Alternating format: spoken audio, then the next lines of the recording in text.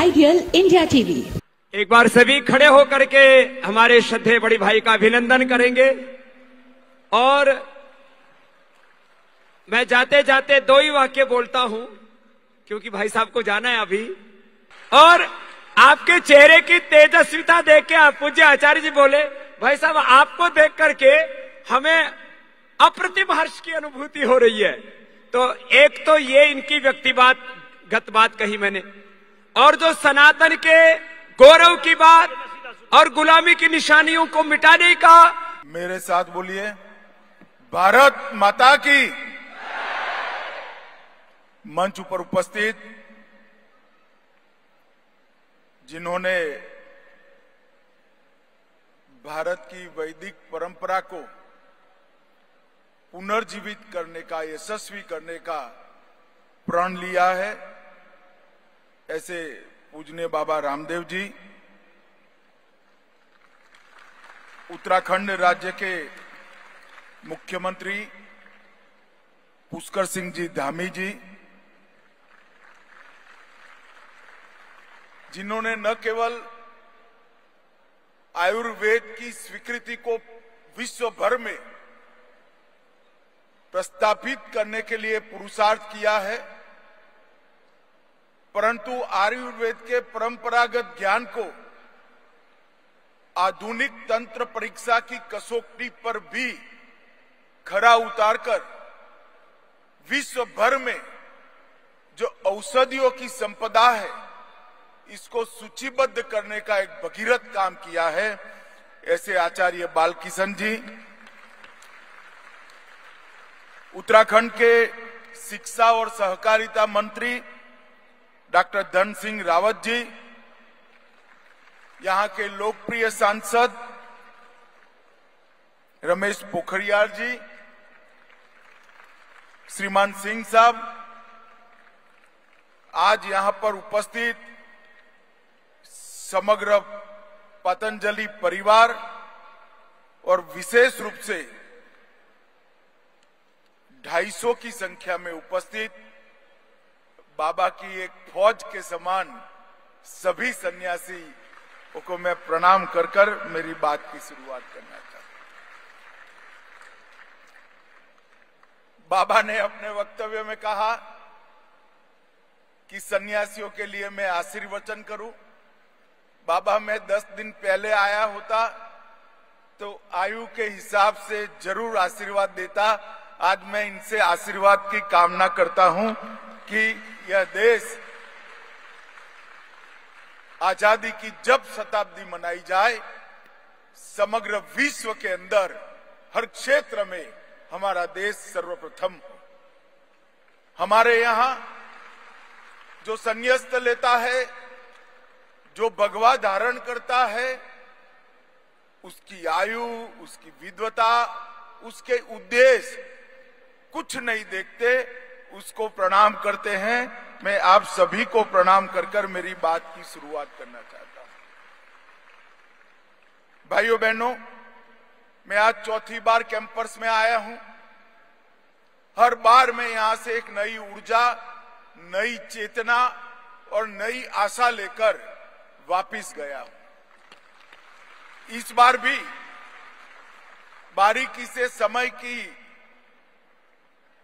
थोड़ी कठिनाई थी, फिर भी बाबा और आचार्य जी से पतंजलि की समग्र गतिविधियों का ब्यौरा उनसे पूछा भी, जाना भी, और आज मन में शांति और संतोष लेकर जा रहा हूं कि पतंजलि परिवार आने वाले दिनों में कई क्षेत्रों के अंदर देश के पुनरुद्धार का काम करेगा, देश के पुनर्निर्माण का काम करेगा।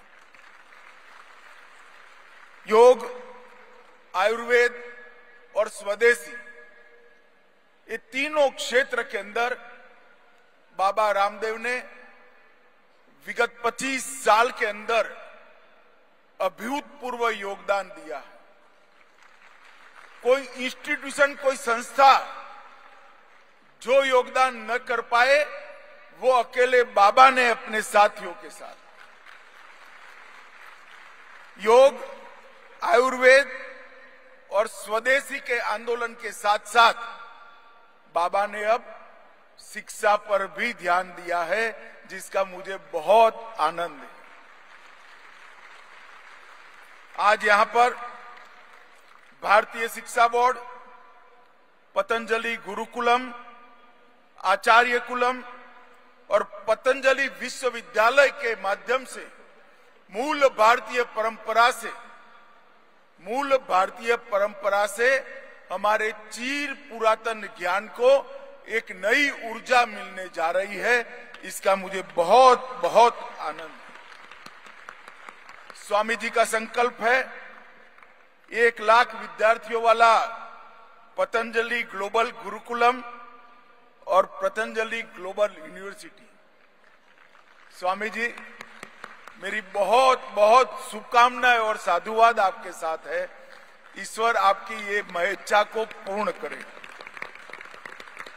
आचार्य बालकिशन जी बैठे हैं। मैं तो आश्चर्यचकित हूं। मैंने ढेर सारे क्षेत्रों में ढेर सारी काम करने वाली व्यक्तियों को ध्यान से सुना है, तन्मयता के साथ सुना है, मगर जिस तरह से कंप्यूटर जैसे बोलता हो, आचार्य जी टपर टपर मुझे आयुर्वेद के रहस्य समझा रहे थे, मैं आश्चर्यचकित हो गया। 500 से अधिक आयुर्वेद के क्षेत्र में पेपर्स पब्लिश करना दुनिया में किसी भी क्षेत्र में सिद्धि पाने वाले 2% ही लोग हैं। उसमें से एक आचार्य बालकिशन। आयुर्वेद के लिए गौरव रखने वाले सभी लोगों के लिए बड़ा आनंद और संतोष का विषय है। जब जब मैं बाबा को देखता हूं, आयुर्वेद और योग चिकित्सा करने वाला एक योगी दिखाई पड़ता है। विदेशी MNCs के खिलाफ लड़ने वाला कभी स्वदेशी का पुरोधा दिखाई पड़ता है। विदेशों में योग का ब्रांड एम्बेसडर दिखाई पड़ता है। काले धन के खिलाफ संघर्ष करने वाला एक सन्यासी दिखाई पड़ता है। शिक्षा को, भारतीय शिक्षा का संपूर्ण भारतीयकरण करने की दिशा में एक संकल्पवान शिक्षाविद भी दिखाई पड़ता है।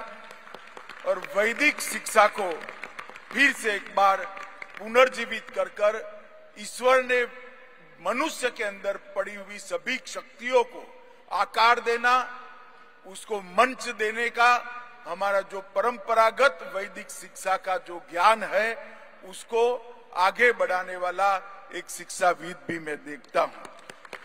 बाबा, आज रामनवमी के पवित्र दिन पर आपने मुझे यहां बुलाया।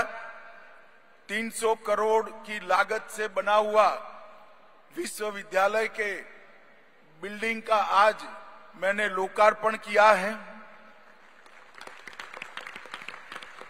मैंने बालकिशन जी को कहा कि आप इतना सारा करते हैं, जैविक कृषि के लिए आपने आगे करना चाहिए। उन्होंने कहा मेरे पास मशीन तैयार है, सिर्फ 10 लाख की लागत से सारे टेस्ट हो जाते हैं। आते आते मैं दाई और देखकर भी आया मशीन को। इसके परीक्षण नहीं देखे, मगर मुझे विश्वास है जिस प्रकार का पतंजलि का रिकॉर्ड है वो सभी मानांकों में खरे उतरेंगे। और 12 तरह के मापदंड इतने कम खर्चे में पूरा करना वो बहुत बड़ी बात है। करीब करीब 1 लाख किसानों को ऑर्गेनिक खेती के साथ जोड़कर पृथ्वी और पर्यावरण की रक्षा तो की ही है पतंजलि योगपीठ ने, परंतु साथ साथ में उन्होंने निरामय जीवन जीने के लिए आहार, सात्विक आहार बहुत महत्वपूर्ण होता है। ये ऑर्गेनिक फूड, जैविक आहार से लाखों लोगों को निरामय जीवन जीने का रास्ता भी प्रशस्त किया है। आज यहाँ पर चतुर्वेद पारायण यज्ञ भी समाप्त हुआ। 250 से ज्यादा सन्यासियों को मैंने अपनी आंखों के सामने देख रहा हूं और मैं आप सभी के चरणों में निवेदन करना चाहता हूं कि सन्यासी किसी एक भूमि से बंधा नहीं होता, किसी एक देश से बंधा नहीं होता। समग्र ब्रह्मांड के कल्याण की कामना करने वाले को हमारे यहाँ संन्यास्त धर्म में प्रवेश मिलता है। परंतु मैं आप सबको इसलिए एक प्रार्थना करना चाहता हूं, ब्रह्मांड का कल्याण तभी होगा जब भारत का कल्याण होगा, भारत के पुरातन वैदिक संस्कृति का पुनरुद्धार होगा। तो आप सबने जो अपने जीवन का एक मिशन बनाया है, उसको मैं प्रणाम कर आप सबका मन से सम्मान करता हूं। बाबा रामदेव और आचार्य बालकृष्ण के योग धर्म, वेद धर्म, आयुर्वेद धर्म और शिक्षा धर्म और सेवा धर्म के साथ आप जीवन पर्यंत जुड़े रहें और संन्यास्त जीवन के सभी आदर्शों को आप पूरा कर पाए, यही मेरी प्रभु के श्री चरणों में प्रार्थना है। मित्रों, आज प्रधानमंत्री नरेंद्र मोदी जी विगत 9 वर्ष से देश के प्रधान सेवक के रूप में काम कर रहे हैं, प्रधानमंत्री के रूप में काम कर रहे हैं। नरेंद्र भाई ने समग्र विश्व के अंदर भारत, भारतीयता और भारत के ज्ञान को उनके ब्रांड एम्बेसडर बनकर विश्व में सम्मान दिलाने का काम किया। नरेंद्र भाई के प्रधानमंत्री बनने के बाद पहली ही यूएन की मीटिंग में नरेंद्र भाई ने यूएन के सामने प्रस्ताव रखा कि हमारे पुरखों ने एक ज्ञान अर्जित किया है जो कोई दवाई के बगैर मनुष्य के शरीर को निरामय रख सकता है। और मुझे आनंद है कि 27 सितंबर 2014 को जो प्रस्ताव रखा उसको पूरी दुनिया ने स्वीकार किया और योग दिन आज पूरी दुनिया का। हमारे ऋषि मुनियों ने जो ज्ञान अर्जित किया वो केवल हमारे लिए नहीं, इस समग्र संसार के, समग्र ब्रह्मांड के कल्याण के लिए है। मोदी जी ने यूएन के अंदर योग दिन की स्वीकृति कर यहाँ पर सन्यासियों ने, योगियों ने जिस योग के विज्ञान पर सालों तक, हजारों सालों से काम किया, इसको आगे बढ़ाया, परंपरा को आगे बढ़ाया, वो परंपरा को एक वैश्विक मंच देने का काम नरेंद्र मोदी जी ने किया। हमारे देश को हर क्षेत्र के अंदर आगे लाना, हर क्षेत्र के अंदर मतलब उद्योग, अर्थतंत्र और शिक्षा के क्षेत्र में भी आगे लाने के लिए ढेर सारे काम नरेंद्र मोदी जी ने किए हैं। मित्रों, विश्व भर में बिखरी पड़ी गुलामी के कालखंड में भारत से चोरी की गई, उठाकर ले गई और कई सारी मूर्तियों को मोदी जी ने अपने पुनः प्रतिष्ठित कर पुराने स्थान पर इसकी प्रतिष्ठा करने का काम किया है।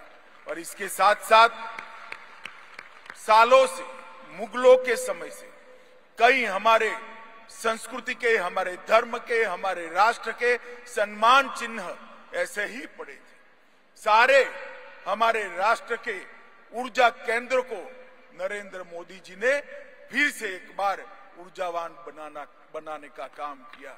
राम जन्म का मसला बाबर के समय से अटका हुआ था, लटका हुआ था, भटका हुआ था।